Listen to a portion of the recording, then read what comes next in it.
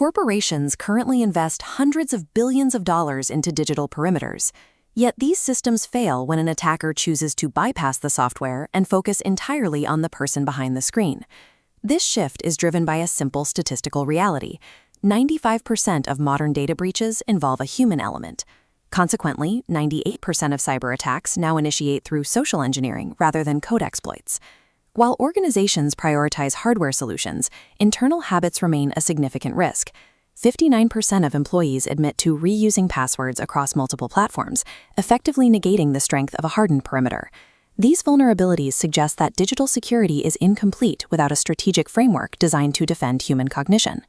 The financial damage from human-centric cyber exploits creates a persistent, debilitating drain on enterprise resources. The Wells Fargo report highlights this threat. Business email compromise alone accounted for $2.9 billion in losses. Phishing breaches averaged $4.8 million, and standard data breaches reached $4.4 million. By the end of 2025, the global economic impact of cybercrime is projected to reach $10.5 trillion annually. These metrics demonstrate that an enterprise's most significant financial risks are tied to human behavior rather than technical system flaws. To execute these breaches, threat actors rely on a specific toolkit of cognitive biases. These are established psychological levers used to bypass rational thought and trigger an automatic, compliant response. Attackers weaponize authority bias in business email compromise schemes. They use urgency and scarcity, manufactured crises compelling victims to authorize wire transfers. Finally, familiarity and reciprocity tactics craft spear phishing lures. Mimicking a trusted vendor builds credibility to gain credentials. The emergence of AI-enabled voice phishing has increased the precision of these attacks. Real-time deepfakes allow an attacker to speak with an exact executive's voice, turning a phone call into a highly effective psychological weapon. Understanding these cognitive levers is the first step towards predicting and intercepting the adversary's playbook. The September 2023 breach of a major casino illustrates how an organization can be dismantled without a single line of malicious code or a zero-day exploit. The operation began with basic reconnaissance on LinkedIn, gathering enough information to impersonate a specific employee. The entire initial breach took 10 minutes. The attacker contacted the casino's IT help desk and used a high-pressure vision call to convince staff to reset that employee's access credentials. The help desk staff were manipulated by the attacker's confident tone and the apparent urgency.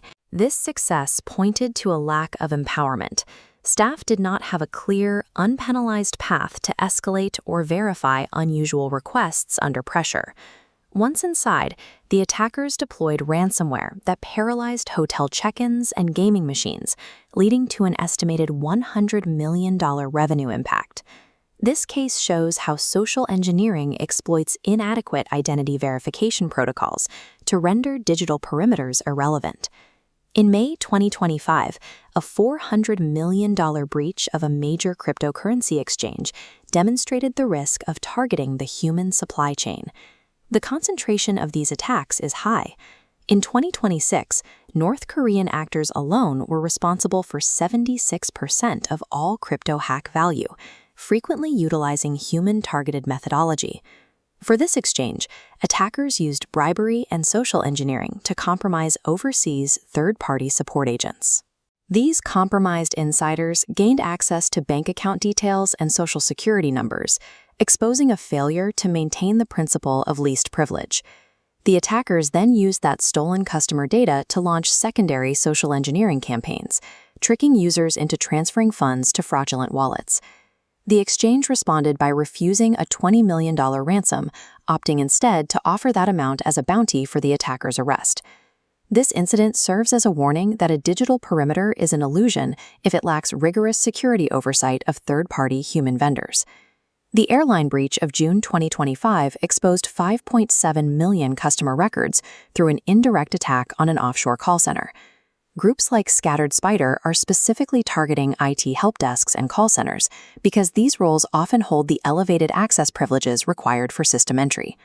A single call center employee was manipulated via vishing into granting access.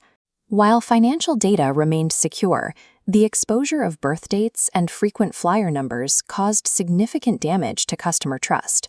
Following containment, the airline collaborated with cybersecurity agencies to investigate the breach and strengthen identity verification.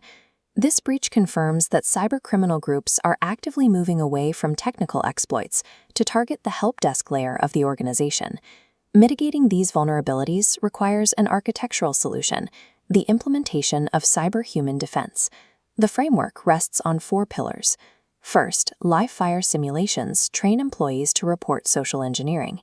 Second, scenario-based wargaming tests incident response plans under pressure. Third, a cyber champions network fosters grassroots vigilance.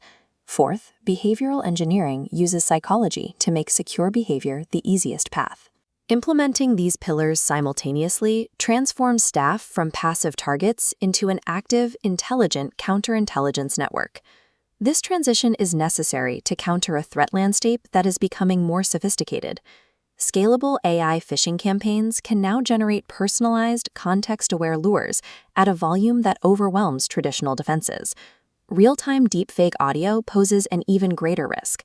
Using an identical copy of an executive's voice, human intuition alone is no longer a sufficient defense.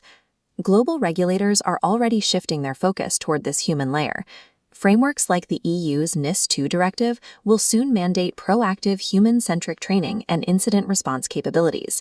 Investing in these defenses provides a measurable financial return by reducing the time to detect breaches and lowering the overall cost of remediation.